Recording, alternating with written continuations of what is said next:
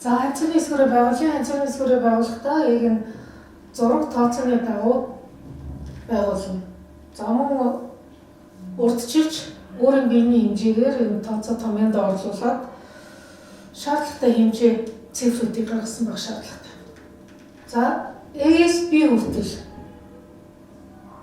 цэжний тойргийн хуваахан 4 хасна 1 гэсэн хэмжээгээр хэвтэр шугамзуулна.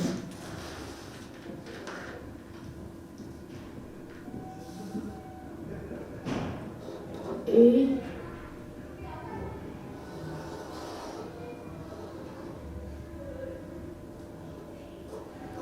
B.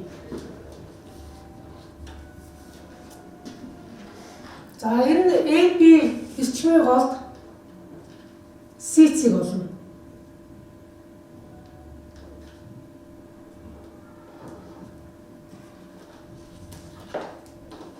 За тэгээд C-цэгээс доошоо босоо шугамдах нь.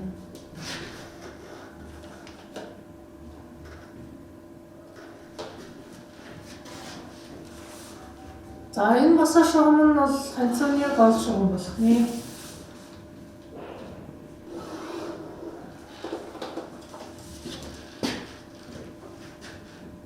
За ASD хүртэл цэжний тойргийн хуваахан 20 нэмэх нь 1.5 гэсэн хэмжээгээр D-цэг олно. За цэжний тойрог 82 бол 20 тоогоор 4.1 4.1 дээр 1.5-ыг нэмэхээр 4.6 гэсэн хэмжээгээр D-цэг болох нь.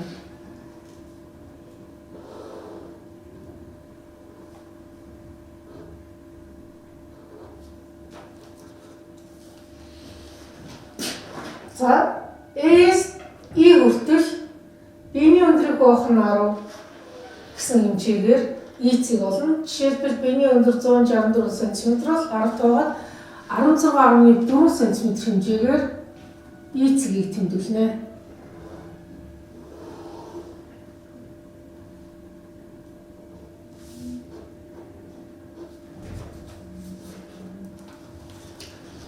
За B-ээс E хүртэл AS E хүртэл хэмжээтэй тэнцүү параллел хэмжүүдээр зурагдана.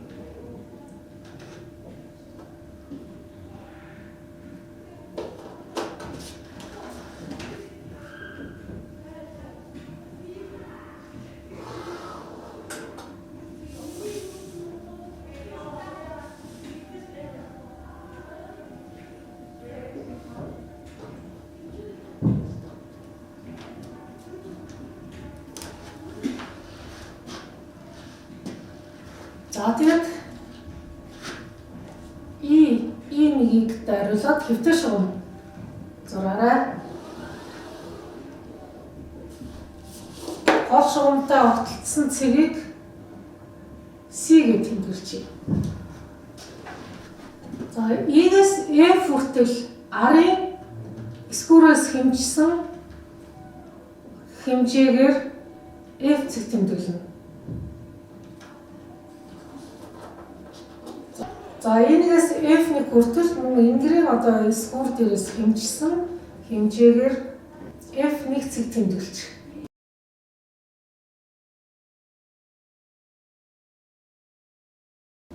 За одоо энэ байгуулалтын туслах цэгүүдийг тэмдэглэнэ. E-ээс дээшээ 5 см-т M, M-ээс гадагшаа буюу зүүн тийшээ 1 см-т E-цэг тэмдэглэнэ.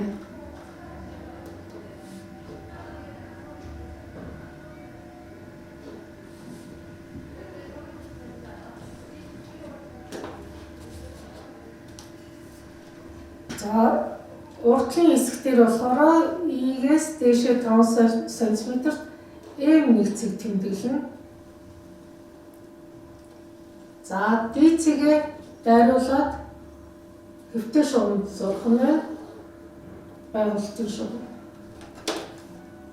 За энэ цэгээ B1-ийг тэмдэглэжээ. За D-цэгээс баруун тийш 3 см-т D1 туслах цэг байгуулалтын B1-ээс зүүн тийшээ 3.5 см-т мөн B1-гээд байгуулалтын туслах цэг тэмдэглэж байна. За одоо ингээд бид нар ханцууны толгойн байгуулалтын мөрөн шугамаа зурхад бэлэн боллоо.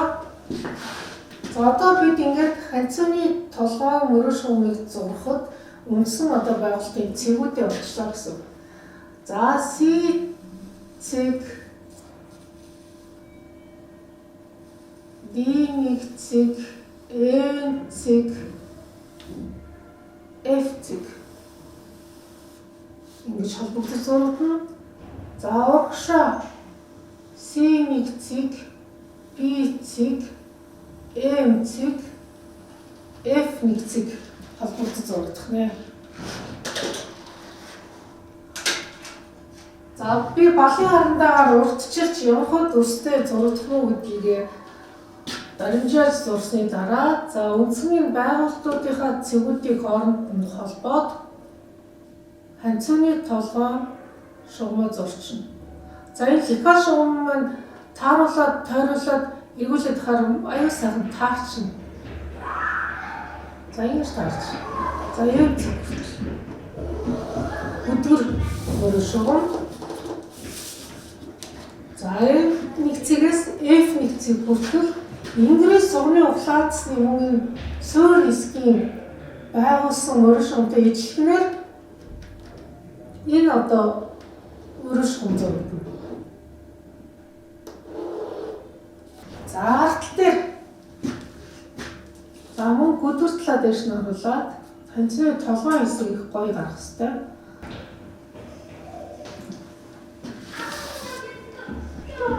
Ханцны толгойн хэсгийг маш одоо гоё зөв гаргах шаардлагатай. Ханцны толгойн мөрөн шугамыг байгуулахын тулд бид нар байгуулалтын одоо цэгүүдийг тусах цэгүүдийг олох хэрэгтэй. За жишээлбэл E-гээс дээшээ 5 см-т M цэг, M-ээс гадагшаа 1 см-т N цэгийг олно. За D цэгийг дайруулан татсан хэвтэр шугам дээр D-гээс баруугаар тийшээ 3 см-т D1 цаг олно. B-гээс зүүн тийшээ 3.5 см-т B1 цаг болно. E1-гээс дээшээ M1 цэгийг 5 см-т байгуулна. За энэ байгуулалтын урдлын мөрөн шугамыг байгуулахдаа би одоо энэ саяхаа туслах цэгүүдийг холбосон ийм мөрөө цэгийг сайхан шугамаа эргэж тойруулж агаад яг тааруулаад дээдлийн хэсгийг ингэж зурцсан. За энэ доотлын M1-ээс F1 шугам бол Ингээс сувны ухлаацны яг энэ доод суурин шугамтай ижилхэн байдлаар зургах хэрэгтэй. За мөн энэ шугамаа эргэж тойруулж агаад энэ хооронд бол мэдээч ямар ч үндэсгүй дөлгөн холбоотой холбогдох учраас шугамаа тааруулж агаад ингэж зурцсан.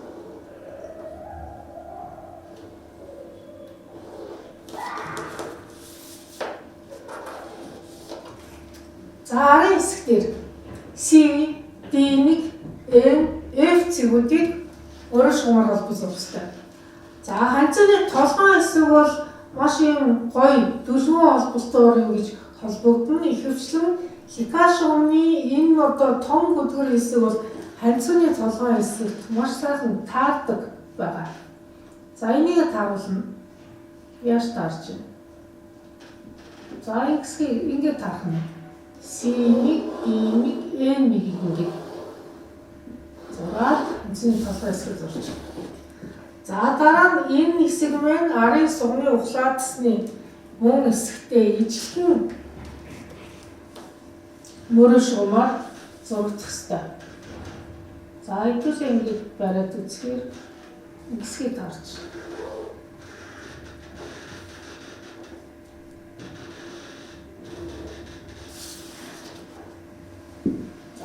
За ингээд ханцны толгойн хэсэг мөрөн шугам зургацчлаа гэсэн. За одоо C1-ээс доош А-ийн хүртэл арын уртын хэмжээгээр хэмжээд А цэгийг тэмдэглэнэ. За арын урт жишээлбэл 58 см гэж үзвэл энэ чи А цэг тэмдэглэгдэх нэ. А цэгээс хоёр тишээ эвтэй шугам зурна. Аяс L1. Аяс L хүртэл. За аяс L1 хүртэл SF гэсэн хэмжээнээс 2.5-ыг хассантай тэнцэв. За тэгвэл SF хүртэл 14.5 байна. Тэгвэл 2.5-ыг хасгаад 12 см-ээр зургатна. L.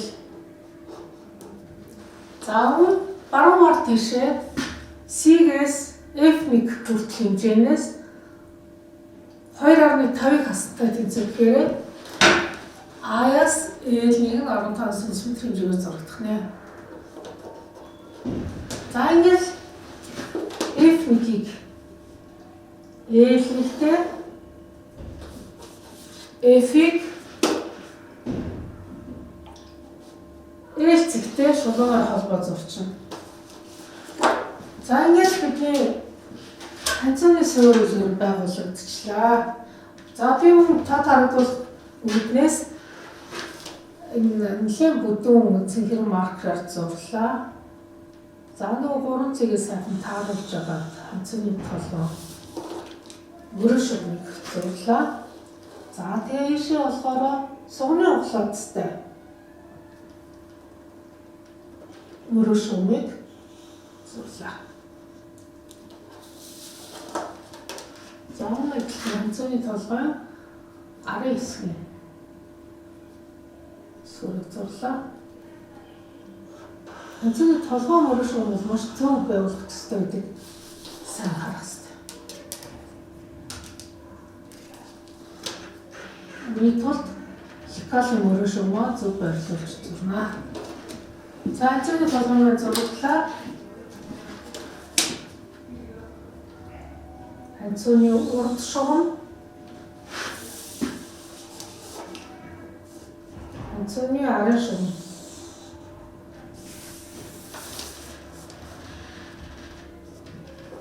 ханцны үзүүрэн шугам,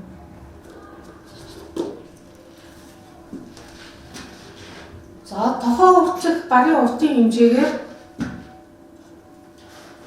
тохооны шугамыг зураарай.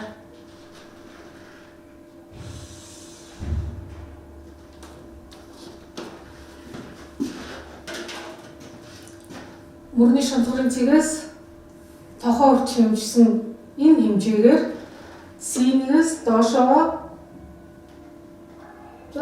О гэдэг хэмжээ. О цэг хүртэл хэмжих юм.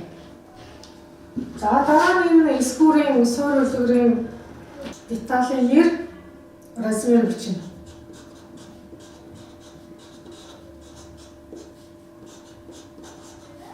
Ханцууд тэр размер ханцны урт 50 см.